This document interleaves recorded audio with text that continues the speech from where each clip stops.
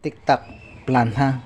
So doon sa layout 1 ang gagamitin natin, ayan ang gawa tayong rectangle para sa title block 215 at 330. O ayan. Pag nakagawa na kayo, make your own. Gawa kayo ng rectangle here para doon sa septic tank. Pero ilalabas nyo, move nyo siya, no? Kaya yung sukat yan is 3,000 by 1,200. Okay, saka nyo i-rotate. Then, i-move na lang. Sukat ha, 3,000 by 1,200. Pwede 1,500. Then we have to offset. I-offset nyo na lang siya ng 100. So, 100. Then, i-explode nyo. After that, i-offset nyo to ng force ha. 600. 600. Then, 800. And then, i-offset mo uli ng 100. Okay, 100 yan para sa CHB. Okay, lalagay nyo ng X as our reference. And then, the drawing tayo ng rectangle na ang sukat, rectangle ha, rectangle at 500 by 500. Okay? So, i-offset natin ngayon yan ng 25. Okay? Offset ng 25. Check natin. Para dun sa 1 inch na allowance niya dun sa okay? Offset ng 25. After that, what we're going to do, rectangle again by 10 ha, 10 by 150. So, rotate na lang natin yan for the handle. Okay, rotate natin yan, pick, then let us place that on center. So, gawa muna tayo ng reference na X natin. Okay, so tulad ng ginagawa natin, para makuha natin yung eksaktong gitna, gawa tayo ng reference line natin, yung X natin yan. Then after that, we have to move this rectangle, small rectangle on center. So, place natin on center. Ayan siya. The next, erase na. No, we don't need to erase this ha. So, kasi ilalagay natin siya. So, we have to move or copy this. Move. Dalawa lang gagamitin natin dito kasi iba ang size. So, let us move this. Isa rito. Then, yan. Hindi pa pwede yan. Dito yan.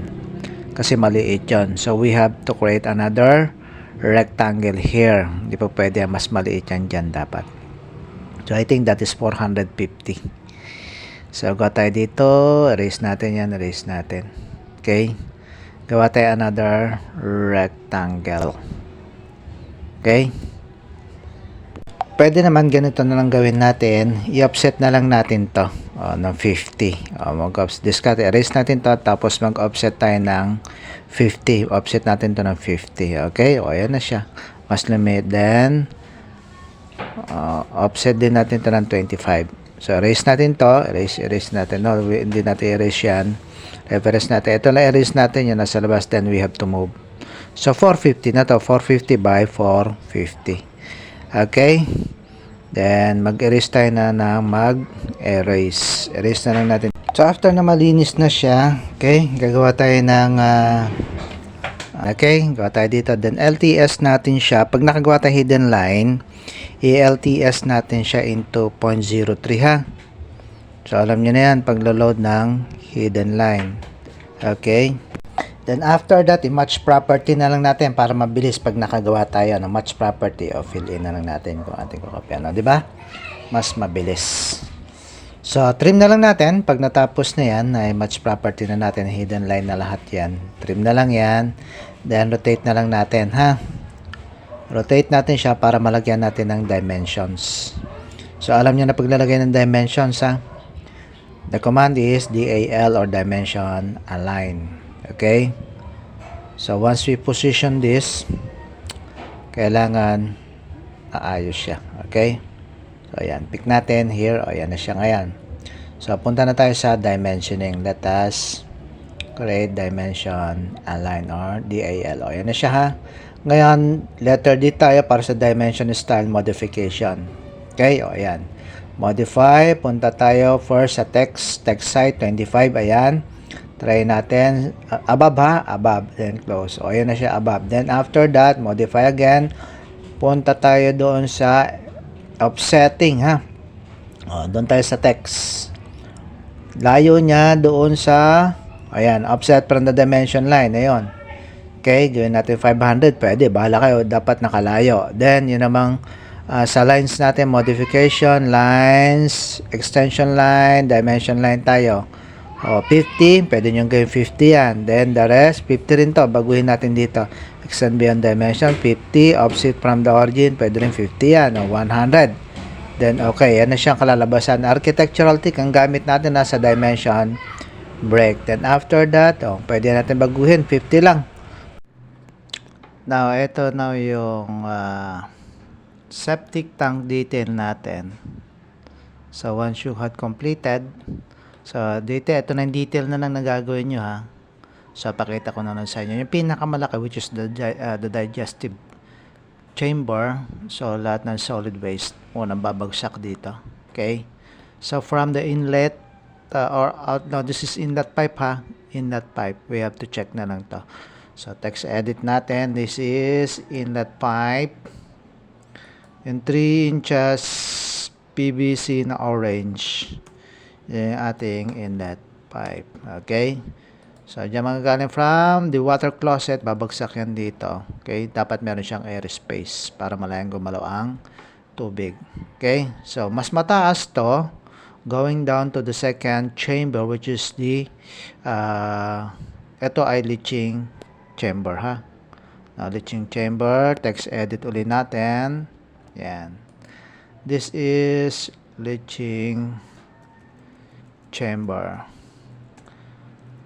So, yung mga medyo maliliit na solid sediments, dyan pumupunta. Okay? Pero dito pa lang, naharang na siya nitong clean out na yan, yung vertical pipe na yan. So, lalabas na nandiyan konting tubig, then bababa dyan, leaching chamber, then this one is the effluent. So, dyan na yung titining yung tubig bago lumabas doon sa outlet pipe going to the street shower. So, effluent chamber. Okay? Yan. Etong design na to ay ginagamit sa mga urban areas. Para sa gayon, paglabas ng tubig na madumi mula sa mga bahay, medyo malinis na yan. Papunta doon sa waterways. Ilog man yan, o dagat, o lawa. Okay? So, emphasizes din yung kanyang manhole. Ayan ang manhole, yung butas niyan, dyan lulusot ang tao kapag lilinisin tong loob. So, sa clean out naman, dyan ang padadaanan yung tubo para sipsipin yung tubig. Okay? Ito rin yan. So, kung meron nagbara, dyan padadaanin, lilinisin. Pag medyo malaki, dito sa manhole. Okay? So, yun yung clean out. Handle na gano'n natin sa 3D. Then, etong 10 mm diameter rebar at 300 mm on center. So, 1 foot. Yan yung nakapalaman doon sa slab o sementong sahig niya. Okay? Yung mga blocks na yan, ayan yan, yung CHB. Layer of CHB. Then, this is the vertical bar. So, yung laying yan, asintada yan ng hollow block. O, ayan siya, CHB wall. At 800 spacing niya on center.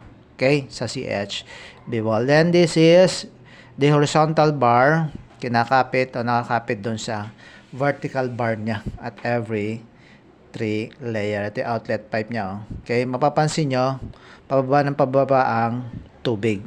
Para sa kayo malayo siyang dumaloy. Make sure na meron siyang air space, ha? Yung pagkakapwestuhan ng inyong mga pipes or pipings. Okay, ito yung sectional views niya. Then, ito rin sa baba, 12 mm rebars.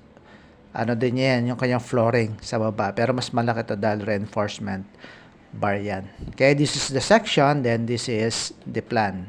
So, sa plan, papakita rin, pinakita yung sectional view. Ayan o. Yung pinakita natin kanina dito na what you call this, yung bar, parilya ng bar. Ito yung inlet pipe, okay, manhole, top view. So, yung mga detalye hindi may papakita sa sectional views, papakita yan dito sa yan, plan. So, this is 3,000. So, yun ang pagitan niya. Ito, pagitan niya, that is 100, kasi hollow block to. Hollow block o plastered CHB wall. Make it 100. Okay, 100. Supposed to be hindi lang 100 yan pag pinagtadahan. So, magiging 150, no? Pero 100 lang for the hollow block. Hindi pa finish floor, walling. Okay, CO, naglagay din tayo dito, CO clean out kasi hindi nakapwesto rito. Ito ay chamber din, dapat malinis. So, dadaanan ng hose. Pwede yan. So, make sure nyo ang inyong center line tulad ng tinuro sa inyo during your grade 9. Ayan siya, ha? Ayan, yung mga detalye, 450, 450, 350, ayan. Okay, CO, ayan. Okay, so pwede nyo screenshot yan kung gusto nyo gawin niya muna. Oh. Screenshot nyo para sa detalye when you are working. Ayan ang details. Then, dito sa baba, ayan, pwede screenshot yan. Then, here, ito. Kasi ito, kinuha natin kanina, as you can observe, ayan. Naka 3D model, yung ginawa lang natin wireframe. So, ayan. Okay, so, ayan. Yan ang kanyang details. Etong hollow block natin, right, that is 200 on height, right? So, ayan siya. Ayan ang detail. So, ayan ang gagawin nyo first. And if you can follow the 3D modeling of this, you can do it. Okay?